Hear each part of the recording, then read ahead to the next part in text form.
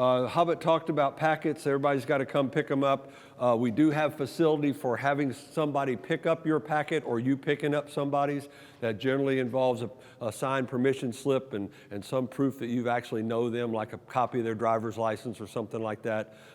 We're not hard to get along with about it, but we're the people that have to deal with the person who comes in whose packet you picked up that you weren't supposed to. So we have to be able to figure out how to deal with those folks. So we usually use a little form, and we have you sign it, put your name on it and their name. It's on the website. The form is out there, but we'll have some at the expo as well, and then like a picture of their driver's license or something. We really are not militant about it. I mean, the volunteers are pretty militant about it because I have to tell the volunteers black, white.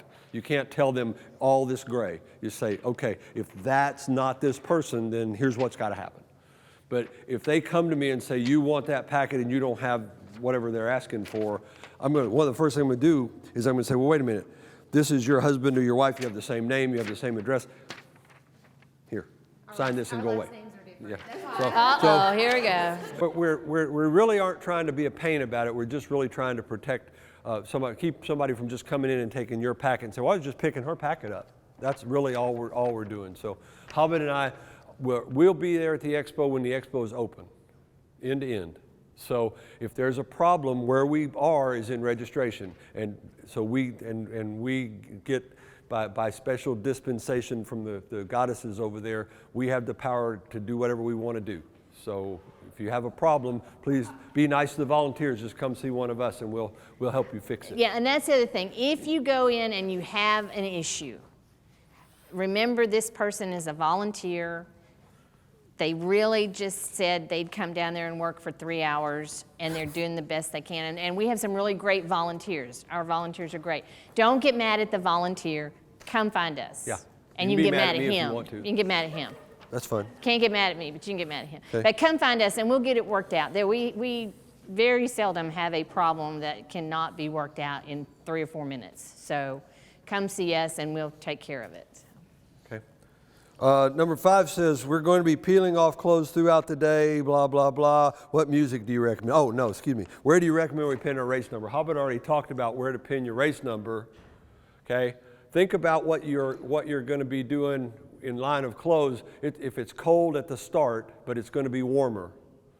Trash bag is like your very best friend because you can be downtown in a trash bag, and when the race starts, you can drop it off the course, and off you go. Or you can wear it for the first mile and throw it away, and off you go. Stuff that you maybe buy at the thrift store or the secondhand shop or somewhere like a sweatshirt that you don't mind tossing is a good thing. There's always this myth that goes around that we'll pick up all these clothes that people discard and we'll bring them back to the start line or to the finish line, and you can find that. Don't wear anything to the race and throw it out on the street that you expect to get back. I promise you it doesn't work that way. Somebody will like it and it's in their size and you'll never see it again and we won't have ever seen it. At what point in the race you recommend we eat salty foods like pretzels? Have you been training with pretzels? Then I don't recommend you eat pretzels if you haven't been. If you haven't been drinking a beer at mile 22, I don't recommend you start.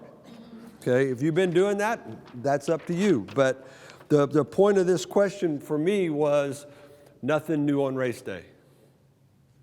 Okay, there's going to be lots of people. It's really fun to run through Hillcrest because we have a great fan base up there. Lots of people come out. There's going to be more candy and cookies and stuff that you've ever seen in your life. People are out there and they're tickled for you to do. I mean, they really want you to take that. Really? If you hadn't been running with all that, you're not going to like that about the time you hit the riverfront.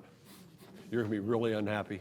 So be very careful about what don't change things and expect that it'll all work out. Oh, and in that vein of eating stuff that people hand you, if they hand you something on a popsicle stick, do not eat it. It's probably Vaseline or Biofreeze, something along those veins that they're given to people for chafing problems, and they've put it on a popsicle stick to hand it, or a tongue depressor, and you get dumb. You really, people hand you something, you're like, okay, sweet, and you take a big old bite, and it's not pleasant. And that really is not going to feel good at mile 22. Right. Yeah. All right. Hobbit already talked about what to put in your drop bag and says what kind of bag is best to use. The only bag that you can use is the one you get at the expo. They won't take a different bag. They won't take if you bring it in your backpack like this, they won't take it. If you bring it in a clear backpack that your kids use at school, we won't take it. It's got to be in that bag, okay? They try really hard at the trailers to have magic markers, but it's really smart. Write your number on there with a magic marker so it's already identified. Gina said we'll have them at the expo, so you can mark it before you take it away. Mark it with your name, your bib number, something. Yeah. Both. That's a really good plan. I've done that when we did it at the expo, but when people pick up your packet, they're not going to do that. So think about a way to do that pre. How much water should I drink in the days leading up to the race? Should we drink extra or the same as always? What do you think? Survey says same as always, right? Okay. And hopefully you've got a good habit and you're drinking about 8-ounce glasses a day because we talked about that one night in here. I got a blister on a 20-mile run or walk. It was my first one. How can I prevent a blister in this case should be the first. I already wear the blister-free socks from my running store. Should I put Band-Aids on before I start or wait until the blister starts and then pull? What do you think? Duh. How about nothing new on race day? Okay. I don't know why you got a blister on your 20-miler, but I would really tell you to go think about what did I do different on my 20-miler that I don't really want to do. Maybe I forgot to put Body Glide on my feet, which I always do, or I put Vaseline on my and I don't, or I wore a different pair of socks, or I tie my shoes different, or I put my shoes on the wrong feet. I don't know what happens, but Hobbit, I'm really blessed. I don't really have a lot of blister problems. Hobbit has that back and forth. Hobbit, so speak wisdom about what to do about that. I don't know. I have, when I usually have blister problems, it's caused when my foot slides around. Like when I'm on a street, Kavanaugh is bad with the crown on Kavanaugh.